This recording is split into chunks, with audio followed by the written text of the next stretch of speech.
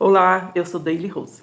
Então, hoje eu quero falar sobre frequência. Através de uma história minha, real, da minha vida, eu vou tentar, fazer com que vocês entendam de uma vez por todas o que faz a gente ficar numa frequência baixa, numa frequência mais alta.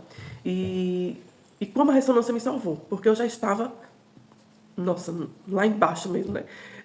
Vamos dizer assim, quase que no umbral. Olha, eu vou contar uma história. A minha infância foi muito difícil, né? A separação dos meus pais, a minha experiência que eu tive com minha avó, ainda muito pequena, eu me lembro de muitas coisas. Então foi tudo muito difícil mesmo, foi tudo muito monstruoso, vamos dizer assim. Mas eu sobrevivi de boa. E eu ouvia muito meu pai falar assim, eu não vou abandonar meus filhos. Quer dizer, minha mãe já tinha nos abandonado e a gente ouvia muito meu pai falar sobre isso. E aí, o que acontece? Eu tinha meu pai como o Deus, né? Meu pai não me abandonou. Então, quando fui crescendo, né, e assim, com muitas dificuldades, mas eu não tinha consciência. Gente, foco na consciência. A sua vibração vai depender do que você é consciente de ser. Então, ainda que eu, muito criança, claro, acumulando traumas na minha alma, né, emoções as quais as crianças não conseguem nomear nem entender, mas vai ficando na nossa alma, né, são nossas experiências, a minha consciência não era, entendeu, de vítima. Eu sofria todos os processos e acumulando traumas em minha alma, mas o meu choro não era de vítima, de pedinte. Entende? Todas as vezes que meu pai dizia, meus filhos eu não abandono, e ele abandonava, né, de uma certa forma, eu acreditava naquilo e o meu coração era grato. Estão compreendendo isso? E aí eu recebia, tipo assim, apesar de todo o caos que era criado pelo meu pai, pelas pessoas que ele envolvia em nosso lar, eu não era vítima, não reclamava. Era uma criança que eu não era vítima. Ao contrário da minha irmã mais velha.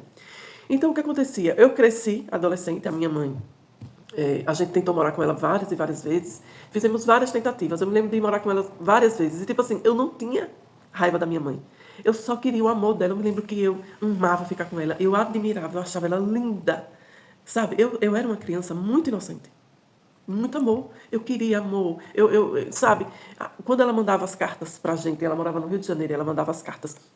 Pra quem não sabe, eu sou de Sergipe, né? E minha mãe foi embora pro Rio, quando deixou a gente com meu pai e com minha avó. Depois minha avó morreu, eu teve que ficar com meu pai, e minha avó morreu, a gente muito pequena ainda. Não deu tempo da gente viver muito com minha avó.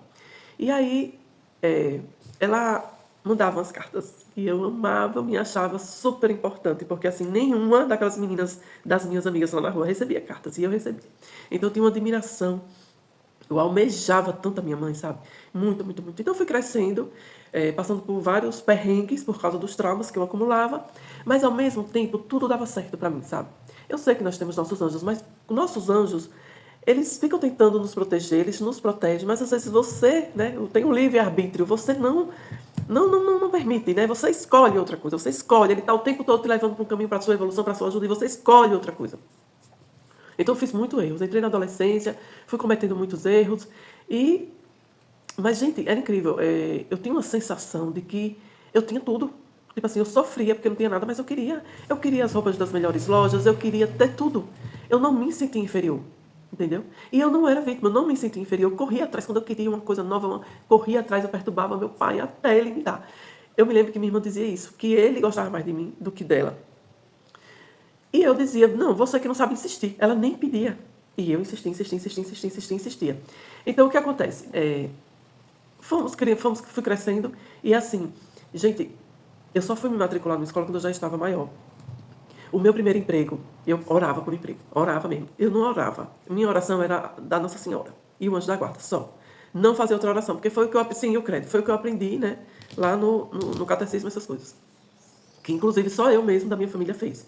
Eu tinha essa busca, sabe? Essa busca para melhorar. Eu não ficava chorando das pitangas, eu chorava, eu sofria, acumulava os traumas, mas eu almejava o melhor para mim. Eu via, sabe, que eu tinha capacidade de viver coisas melhores, de ter coisas melhores. E aí, eu me lembro que eu tinha um caderno, que eu escrevia muito, tudo. Jesus me ajude, Deus me ajude. Aí eu escrevia, eu quero isso, eu quero aquilo. Eu nunca consegui ter um diário para contar as minhas coisas. Minha irmã tinha. Eu tinha esses cadernos para invejar ela, né? Para fazer um diário como ela fazia. Mas eu não conseguia, eu ficava só, Jesus me ajude. Eu quero isso, eu quero aquilo, eu quero aquilo. Eu ficava escrevendo, desenhando qualquer coisa. Mas a maioria das vezes era sempre um pedido de ajuda. E aí, e dizendo, né, escrevendo, eu quero comprar isso, eu quero ter aquilo, entendeu? Que hoje, que eu conheço o tal do caderno da gratidão. E aí, seguiu, né, seguiu, eu tive meu primeiro namorado, sofri muito, chorava muito, foi muito humilhante. Só pra você ter uma ideia, eu ficava até 3 da manhã, 2, 1 da manhã, na porta, pra ver se ele ia vir me ver. Nossa, gente, era terrível. E às vezes ele vinha. E com certeza, às vezes vinha já de outra namorada, né? E ele ia. E às vezes ele não ia. Quando ele não ia, eu chorava a noite toda. A gente foi muito sofrimento. Esse primeiro namorado foi horrível. E aí, eu fui seguindo, conheci o meu esposo atual. Eu tinha 19 anos. A gente foi ficando, foi ficando, foi ficando, foi ficando. Ele demonstrava muita frieza, me humilhava muito. Sendo eu, né, que permitia isso. Mas ainda assim, eu dizia, não, mas ele é trabalhador, ele é um homem trabalhador. Por quê? Porque eu era da cidade, ele era do povoado, de um interior da minha cidade. Era um menino de roça. E eu achava lindo. A família dele, ele tem 16 irmãos. E eu achava lindo. E eles muito unidos. Aí eu disse, eu quero. E não, eu tinha que ser esse homem. Tinha que ser esse homem, tinha que ser esse homem. E aí eu tolerava essas coisas, um monte de coisas, né? Foi ficando, foi ficando, foi ficando. E até hoje. Temos 20, quase 25 anos, 20 anos de casados. Uns 25 anos de convivência. E aí a gente foi viver, eu tive a minha primeira filha. Mas assim, com muito... uma pessoa muito assim, com inferioridade, né? Um grau de inferioridade muito grande. Só que antes de eu casar, de eu conviver com ele, né? O meu primeiro emprego foi de gerente de uma loja. Gente, eu ganhava um bom dinheiro. O meu primeiro, eu não sabia fazer nada. Olhe isso. Eu não sabia fazer nada. Nota fiscal. Gente, nada. Eu nunca tinha trabalhado e eu nunca tinha estudado. Tipo assim, eu estava começando a estudar. Como se, no início, sabe? Como se eu tivesse iniciado a 5ª série. Eu não sabia nada, nada, nada, nada. Eu não sabia nem a organização, porque eu não tinha hora para acordar. Eu não tinha hora para ir para escola, eu não tinha hora para nada. Eu era como uma menina de rua. Acordava assim, a hora que quisesse, não tinha comida, ficava perambulando. E de repente aparece para mim o quê?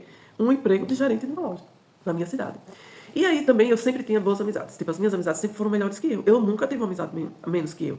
E ainda que eu me humilhasse tanto, que eu era tão fragilizada, né, emocionalmente, tolerar falta de amor próprio a mim, os rapazes com que eu me relacionava eram tudo bem, sabe? Eram tudo bem. Eu só vim perceber isso depois da ressonância, né? Eu fui ligando os pontos, eu fui revendo a minha vida. E aí, estou um pouco meio hoje, uma alergia. E aí, então, eu fui seguindo, né? Foi o primeiro emprego, fui gerente de loja, ganhava muito dinheiro, muito bom, mas tudo que eu ganhava eu esbagaçava. Comprava, além de todo o dinheiro que eu ganhava, veja, tudo que eu ganhava, eu gastava e ainda ficava devendo. Depois eu fui botada para fora, porque o que era que eu fazia? Tipo, eu ficava devendo. Aí as pessoas iam me comprar, aí algumas tinham ficha, na época tinha ficha, fiado, né? Aí tipo assim, nossa, hoje eu fechei, eu precisei pagar, chegou uma cobrança para mim. Aí eu precisava pagar essa cobrança. Aí eu pegava do caixa, pagava essa cobrança. Aí não tinha o dinheiro, aí o que era que eu fazia? Botava aquele valor como fiado. E isso para eu botar depois, só que foi virando uma bola de neve. Uma bola de neve, uma bola de neve. E a dona da loja percebeu, descobriu e me botou para fora. E corretamente, certa, né? Só que era na minha ficha, né?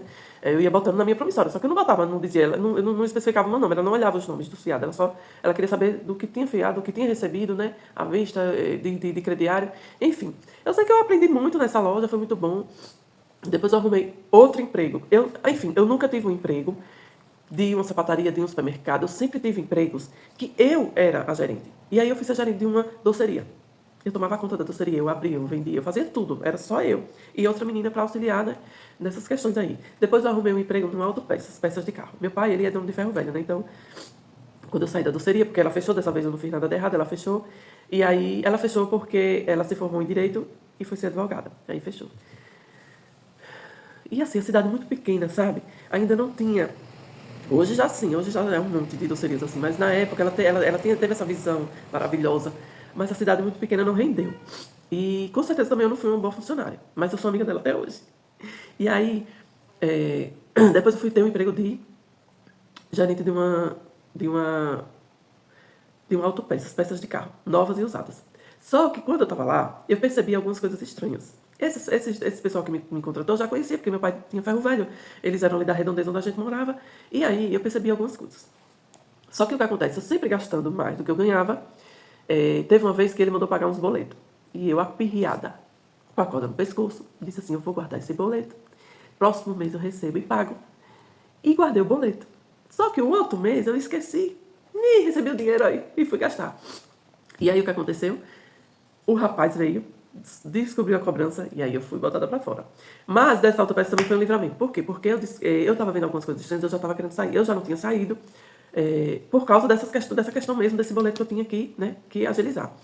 E aí, eu percebi que tinha coisa errada ali, com as peças e tal, então eu caí fora.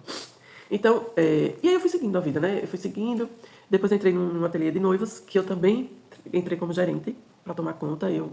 Gente, é uma coisa, é incrível, esse negócio de frequência é incrível. Eu sempre ia para mexer com dinheiro. Lá vai eu fazer o atendimento, ser responsável pelas notas fiscais, ser responsável pelas anotações dos aluguéis, ser responsável pelo dinheiro, pelos depósitos, tudo eu.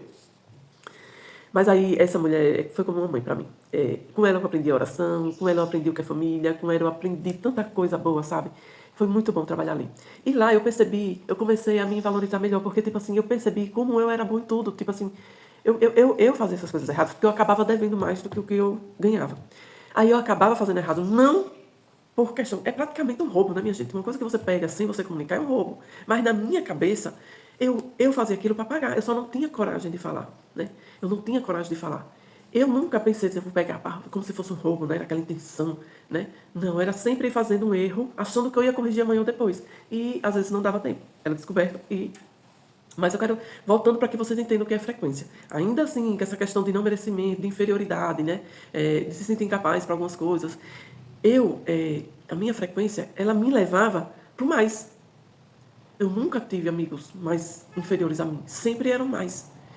E os relacionamentos também, os meninos, tudo eram mais. E então, e aí eu segui a minha vida, e aí eu comecei, fiquei grávida, aluguemos uma casinha, ele ainda não queria, ele, tipo assim, eu grávida, ele ia uma vez, 2 vezes na semana, dormir lá comigo. A minha menina nasceu, ele não me levou na maternidade, ele não me pegou na maternidade. 2 dias depois que ele foi ver a filha. Gente, foi muito sofrimento, mas olha, até aí, eu achava que eu merecia. Até aí, eu não lamentava o que ele fazia comigo. Eu não era vítima. Eu não era vítima.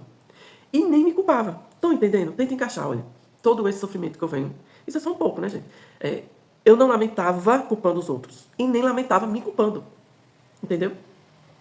Não existia esse sentimento de culpa dentro de mim. E também não existia esse sentimento de vítima. Que as pessoas eram maus, estavam fazendo para mim. Que o mundo era mau. O mundo era que estava fazendo para mim. Não era Deus. Não era nada. Eu era uma ovelhinha. Fazia errado por uma inocência incrível. Suportava tudo isso como uma inocência. Inocentes não prosperam, eles não crescem. Culpados também não. Mas eu era mais um inocente, né? Então eu não tinha essa frequência de culpa, nem de me culpar e nem de culpar os outros, e nem essa frequência de ser a vítima, que é uma frequência, eu acho que muito de soberba, de orgulho, né? Eu não tinha. Aí, e nisso, minha mãe se suicida, foi tantas coisas. Aí, então, eu já estava com minha filha, já tinha a minha segunda, já estava com 30 e tantos anos. O meu irmão faleceu. O meu irmão se jogou de uma ponte, bem alta, próxima aqui da gente, da minha cidade. Da minha cidade ainda, nem no povoado. E nisso, eu já tinha uns dias que estava tentando ajudar ele nessa depressão. Ele entrou nas drogas com 15 anos e teve uma vida aí bem agitada. E eu, com esse movimento meu de menino, sofrendo com meu esposo e tal, eu me afastei, né, de pai, de meus irmãos, tudo, fui morar bem mais distante. E com todos os meus problemas, eu não estava nem aí para eles, eu não ia ver. Não era que eu não estava aí, eu não tinha energia para isso. Mal tinha energia para mim. E aí, eu me aproximei dele, a gente estava muito próximo, ele entrou numa igreja evangélica, eu dava assistência, tipo, fazer reunião, os pessoal da igreja levar para minha casa, porque na casa de pai não tinha condições de receber ninguém. Até hoje não tem condições de receber ninguém. É muita imundícia, é muita sujeira. E aí ele foi.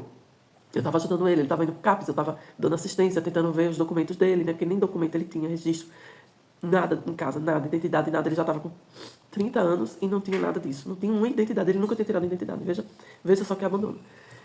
E então, teve uma vez que ele se jogou numa moto, né, pra morrer. Mas aí ele só quebrou a perna, na canela. Pra vocês terem uma ideia como ele sofria. Aí coloca aqueles pinos, né, aqueles ferros que fica assim. E aí, uma vez eu chegando lá, pra ver ele, né, ele tava arrancando aqueles pinos na crua. O sangue chega e espinava assim, ó. Ele tinha realmente, ele se torturava o tempo todo. A droga também era uma coisa que ele se torturava.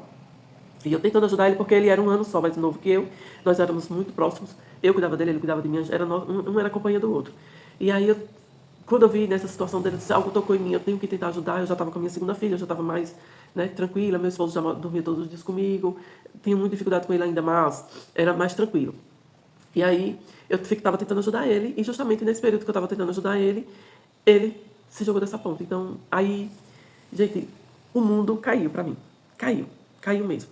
E aí eu caí num buraco negro, aí a frequência mudou. Quando eu caí, a frequência mudou.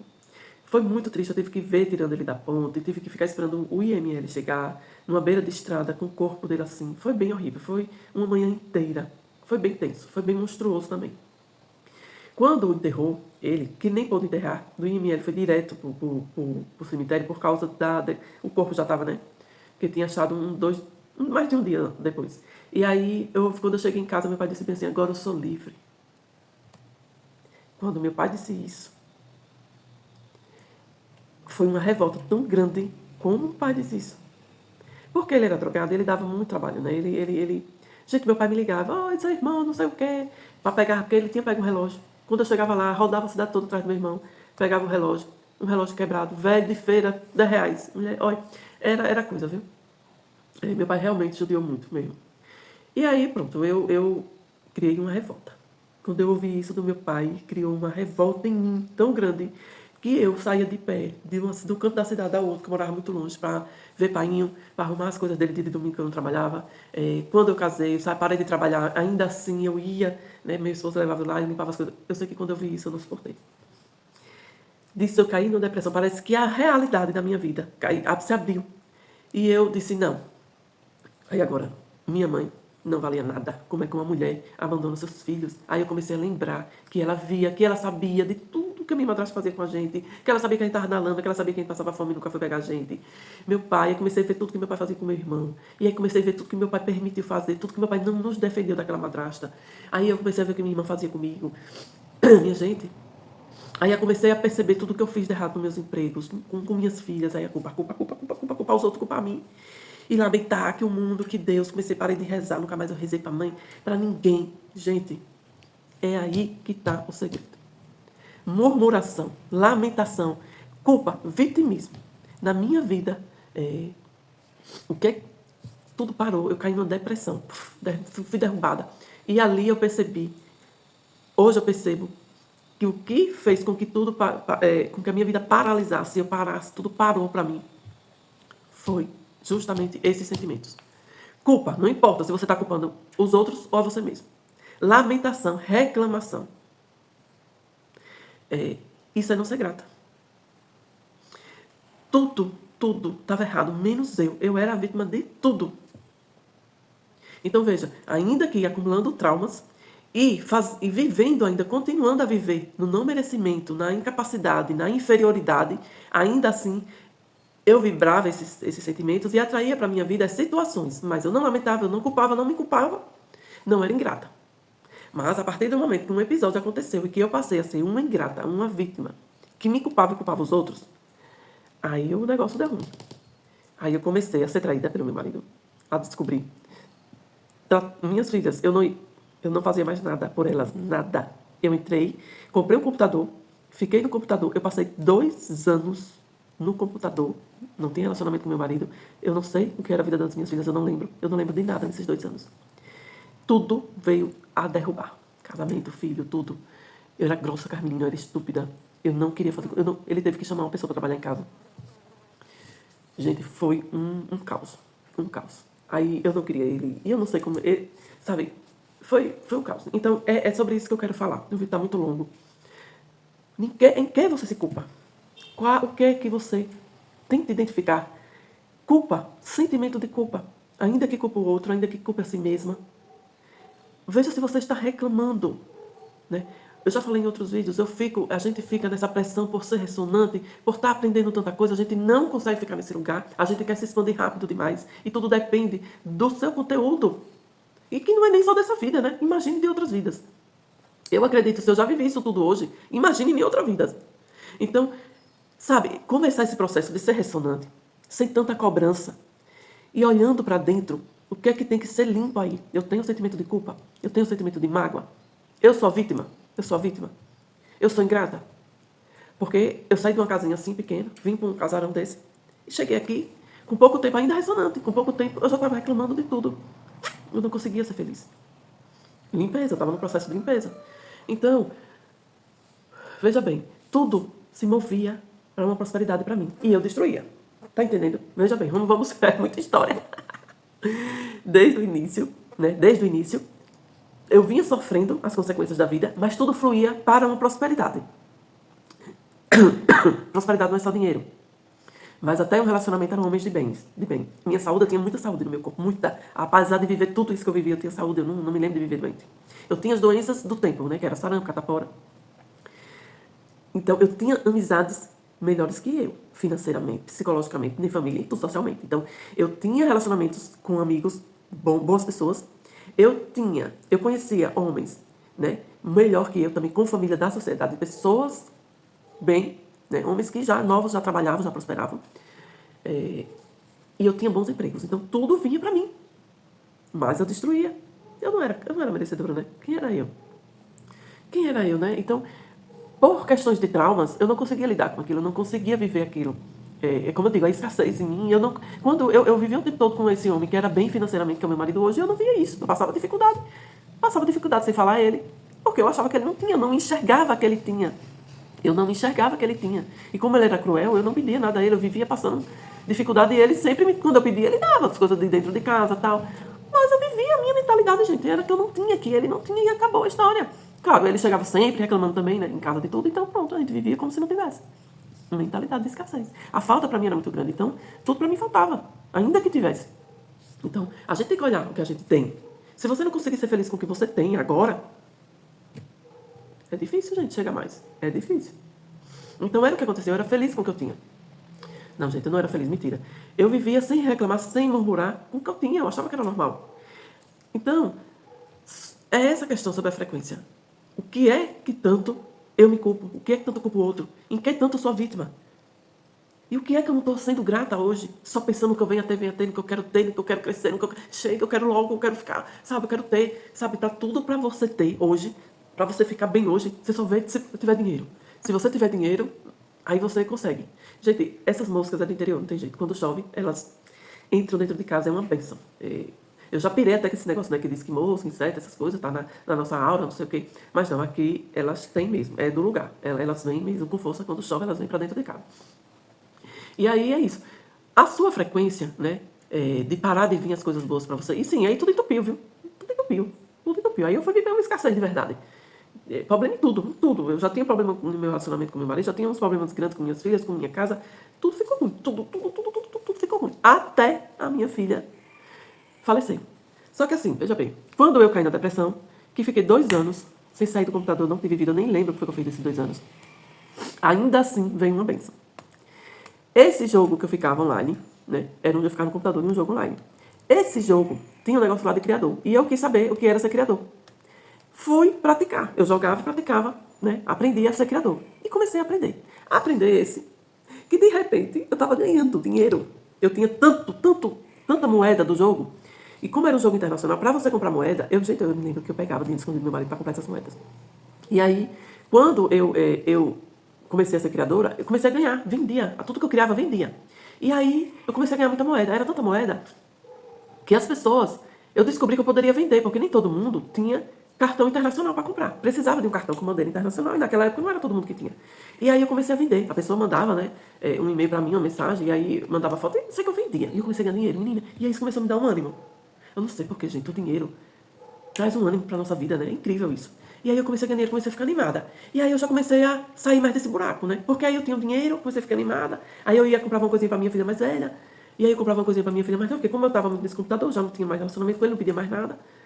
E aí eu, nossa, comecei a ver uma luz. Aí, menina, o jogo bloqueou. Agora ninguém vende mais crédito. Se vender, tomada conta. Vocês vão trabalhar pra gente. E eu pensei que ia ficar pior, foi melhor. Eu comecei a receber em dólar. Tudo que eu vendia, eu recebi em dólar. Gente, o dólar na época que eu comecei era R$2 e pouco. E era bom. Chegou, aí eu fiquei. Aí eu comecei a ganhar dinheiro. Aí eu comecei a arrumar minha casa. Eu comecei a comprar roupa pra mim. Eu comecei a comprar roupa pra menina. Eu comecei a comprar as coisas. E eu comecei a ficar animada. Aí eu fui pra academia. Aí eu comecei a ficar com o corpo bonito. Aí eu comecei a voltar meu relacionamento com meu esposo. O dinheiro do jogo. De repente, o dólar foi para R$5, R$4. Menina, eu ganhava dinheiro. Ganhava, eu era uma criadora, que o povo pirava com minhas roupas. Ficava um monte de gente querendo comprar de mim para botar na loja deles. E aí eu fui ganhar dinheiro com força. Mas só comprava besteira, a roupa não fazia nada com dinheiro, a não ser gastar. E aí, você vê, aí já mudei a frequência. Mudei a frequência, fiquei bonita, melhorei meu relacionamento, melhorei a vida das minhas filhas, que eu acho que, tadinhas, que sofrimento essa vida passada. Mel, a minha filha mais velha, ela tava ficando mocinha, com 12, 13 anos, e aí agora eu comprava a roupa dela e ela melhorou a autoestima. Eu me lembro que ela, nossa, ela ia para as festas toda animada, as festas dos amigos da escola, né? Assim, ainda sem toda dificuldade, ela sempre estudava em escolas particulares. A gente, meu esposo, sempre pôde pagar, graças a Deus. E elas tinham assim, né? Tudo assim, mais ou menos. Até eu entrar nesse computador. E aí, foi ótimo, porque, tipo assim, dava gosto de ver, toda vez que tinha um aniversáriozinho, ou elas iam na sorveteria, né? A animação, a alegria dela, né? Porque ela sempre tinha uma roupa nova pra ir, ela sempre estava bem vestida, então ela ficava bem feliz. E aí já mudou a frequência. Aí as coisas já começaram a melhorar. Eu me lembro que o portão lá de casa, quando ele entrava, tinha que eu botar ela para segurar. Um lado e eu segurar o outro. Às vezes estava uma chuva, às vezes era tarde da noite. E a bichinha tinha que me ajudar porque tinha que segurar, porque senão pá, o vento batia, ele não ficava aberto. E aí a gente reformou nossa casa, melhorou um pouco. Então foi, gente, mudou a frequência, entendeu? Mudou a frequência. Então, a frequência, ela traz coisas para você. Isso é de fato. Mas ainda assim, eu era uma pessoa intolerante, arrogante. E aí agora eu fiquei arrogante, intolerante, reclamona, reclamava demais, demais, demais, demais, demais. E aí o dinheiro trouxe essa frequência melhor para nossa vida, mas eu continuava a reclamar, reclamar, reclamar. Até que minha filha faleceu, de 16 anos. E quando ela faleceu, foi outro buraco. Só que dessa vez, eu não, eu caí, mas fui arrematada por uma luz. Foi diferente. Não foi o dinheiro mais, foi a espiritualidade mesmo. Que talvez esteve sempre comigo, né? Me acompanhando aí nesse processo. E foi quando eu cheguei lá em Ribeiro, porque eu fui pesquisar o porquê das doenças. Ela faleceu com 16 anos, tem 4 anos que ela faleceu, de leucemia. E ela era uma menina linda, linda, linda mesmo. Autona, sabe? Um tipão de mulher. E eu não... Por quê, né? E aí eu fui pesquisar sobre doença, caí lá em Ribeiro. Veja como é as coisas. Eu e ela no hospital, ela disse, mãe, siga essa moça no Instagram, ela tem a mesma leucemia que eu, mieloide aguda. E eu botei pra seguir, mas aquilo era muito doloroso pra mim, eu não via as coisas da menina, né? Aí quando ela faleceu, eu fiquei estudando o porquê das doenças, cheguei no oncologista, que fala muito dessas doenças, das emoções, né? E cheguei em Dr. Lai Ribeiro, e aí, vendo o Dr. Lai Ribeiro no Instagram sem parar, fui ver, né, porque eu ficava ouvindo os áudios dela que ela mandava pra mim no Instagram, aí eu ficava ouvindo, aí cheguei nessa menina que ela mandou o perfil. Quando aí eu fui olhar, né, quando eu olhei no comentário de um post dela, tinha assim, vá ver Maia Andrade, ela é maravilhosa. Uma pessoa aconselhando essa menina com milhões da Gunda a assistir o canal do YouTube de Maia Andrade. Aí eu fui, quem foi eu. Aí depois de Maia Andrade, pronto. Não, minta, veja bem, estudando as doenças, cheguei em Lá Ribeiro é Hélio Couto, mas Hélio Couto, eu assisti algumas coisas que eu não aguentava, eu achava insuportável, aí parei. Aí, forçando, porque eu amava ouvir a voz dela, então eu ouvia a voz dela, eu ia ouvir a voz dela. Vi esse coisa dessa menina, esse perfil, em um post dela, um comentário falou sobre Maia Andrade. E eu fui, quando eu fui, me apaixonei. E aí ela falava dessa ressonância. Falava da ressonância, eu voltei para estudar Hélio Couto. Com muita dificuldade, eu não entendi o que ele falava, mas aí fui. E aí foi a minha salvação. Foi a minha salvação. Por quê? Como eu lhe digo, a frequência de culpa, de ingratidão, ela lhe derruba. As coisas param de fluir. Não há prosperidade em quem não tem gratidão, em quem culpa e culpa os outros. E aí, imagine eu olhar para trás e ver o quanto erro eu errei com a minha filha. E não ficar nessa frequência de culpa. Hoje, é muito... Graças a ele, a ressonância, tudo que ele me ensinou, eu consegui sair dessa culpa. Era pra eu, meu Deus, com tanto histórico de suicídio de mãe, de irmão, de primo, eu tenho muito, na minha família tem muito. Eu ver, né, tanto erro que eu fiz com a minha filha, eu poderia hoje nem estar aqui. Pode ter certeza que é a ressonância. Porque eu pensei também em tirar minha vida já várias vezes. Então a ressonância me salvou. E hoje eu falo a vocês, presta atenção na culpa, que você culpa você mesmo. Até, eu me cobro muito, então você está se culpando porque você não consegue agir, se mover. Então para com essa cobrança. Para com essa cobrança. Para de se comparar aos outros, porque comparação também é uma cobrança para você não ser igual ou melhor. Entendeu? Então preste atenção bastante nessas cobranças com você mesmo, nessas comparações. Preste atenção nessa agonia de mudar de vida, não ser grato com a vida que você tem agora, com o que você está vivendo agora. Entendeu? E não é fácil. Eu às vezes estou aqui falando só vocês sobre gratidão, quanto eu sou grato, e daqui a 2 horas eu posso estar algo vindo, como se uma reclamação, de não gostar onde eu estou, fazer o que eu estou. Porque se eu não quero fazer aquilo aqui na minha casa, é porque eu não quero, eu não gosto, então é uma reclamação. Cadê o amor, né? A frequência é amor. Amor em tudo que você faz, em tudo que você tem para fazer. Eu me lembro que eu disse assim, a Mel, minha filha, Mel, nunca mais eu vou reclamar de fazer comida e de lavar prato. E eu, vira e mexe, estou reclamando disso.